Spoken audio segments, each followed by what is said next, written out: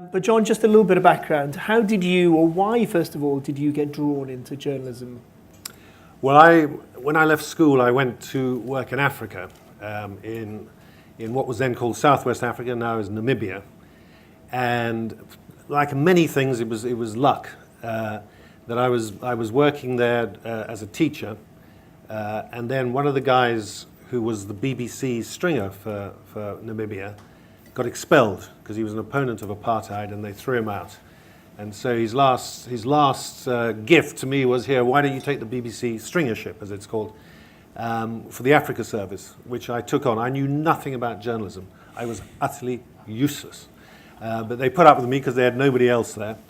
And I was so naive, people would agree to be interviewed, but they want all the questions in advance. And I'd write them out and give them to them, which is a fatal mistake, by the way. Never fall for that. Retain questions to surprise the person you're interviewing, because they'll have rehearsed all the answers if you give them the written questions, and that's really quite boring. So it's much better not to do that and hold back questions and prepare your own ones to surprise the person. So I was doing that for a while, and then I came back and I thought, hey, by the way, this is pretty good. I get paid, as it was then, 50 quid for every piece of work I did for the BBC. You get paid for having fun. So when I came back and went to university, I did a little bit of work on the university newspaper, but not a lot. And then afterwards, I applied to join Reuters, the news agency, and got in on that. And that was great, because I went to Madrid and became a correspondent out there. And then eventually joined the Times. So it was luck. In many cases, it is luck that gets you going. Falklands War, most people in this room don't remember it. You may have clocked the 25th anniversary recently, but it was a major, war involving the British Navy being sent halfway across the world off the coast of Argentina, and you, John, were covering that war and out there. Yeah, I was on the Times then before I went to the Sunday Times, and mainly because I was single. They didn't want to send a married person. They thought they'd have problems with the families if they got killed. So they signaled me out and said, "You're off." We had about 48 hours notice, and we went down to Portsmouth, got on the aircraft carrier Invincible, and sailed within about 3 days of the Argentine invading the Falklands. So it was that quick. They just piled men, material, weaponry aboard the ship and sailed with a task force. And we actually went thinking there was no chance of a war, that there'd be a diplomatic solution. But the further south we went, beyond Ascension Island, it became obvious that the Argentinians were not going to compromise in any way, and that war was inevitable, which indeed it was. And we were with the Navy, and eventually got put ashore, rather hilariously, and dressed in these bright blue Navy clothes, which stood out in the heather as the planes came over. We eventually got some camouflage kits and joined up with the army, and then headed towards Port Stanley. It was terrific fun for you. You now know as an editor that the responsibility of sending others into a war zone is a very grave one, and you personally have, in your professional life, had some heavy casualties there, an iconic, brilliant reporter, and more recently, a photographer and reporter. Yeah, I think foreign reporting, war reporting now is more dangerous than it's ever been. Largely because some of the zones you're going into, there are incredibly complicated sectarian wars going on. You never know which side you're on. And the difference that's occurred in the last decade or so is that journalists are being targeted, either for kidnap and ransom, or just to stop them reporting, i.e. to kill them. And we tragically had one of our reporters on the Sunday Times, Marie Colvin, in Homs in Syria, where she was reporting from there. She was broadcasting as well as writing. And I've no doubt that Assad's government targeted the place she was at, because the photographer who was with her had been in the army, and he realized that the artillery was bracketing the media center they were in and gradually moving in on them.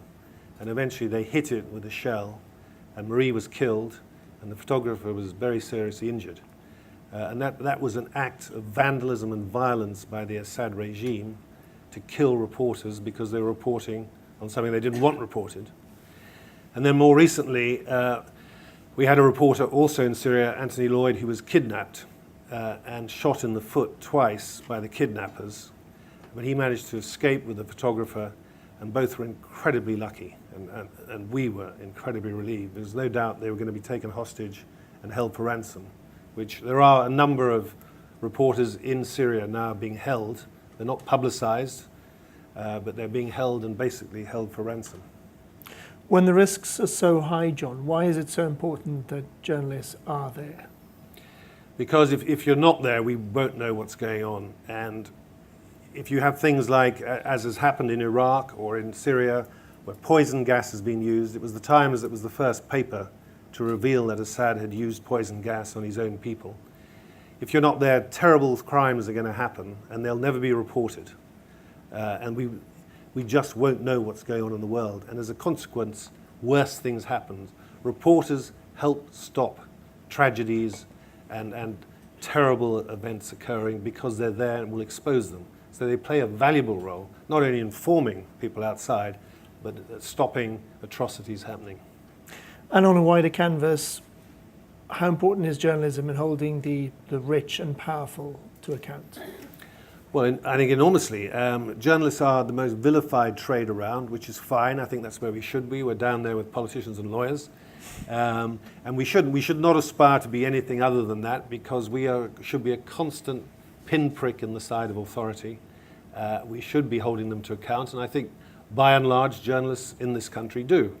That we expose wrongdoing, we try and seek out corruption and prevent it. That's not to say it doesn't go on, but I think the very fact we exist, we inhibit it and stop it being much more widely spread.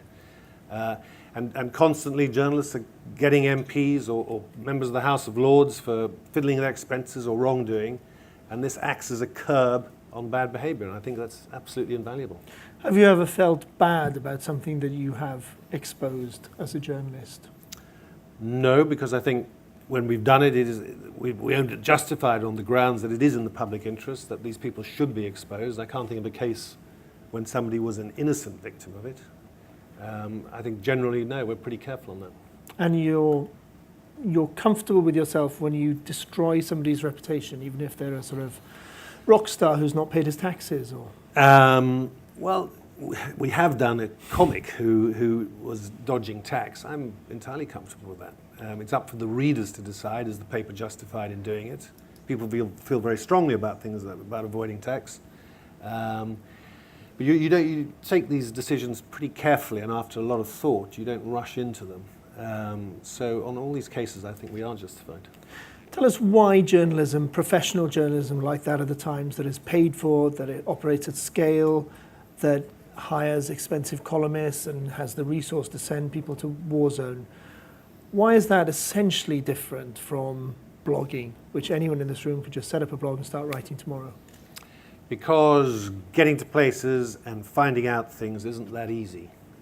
It does require certain skills. There are, of course, talented bloggers who have lots of interesting things to say. But if you want to find out what's really going on, you do require investigative journalism. And that requires skills. It often requires deception to get to the truth.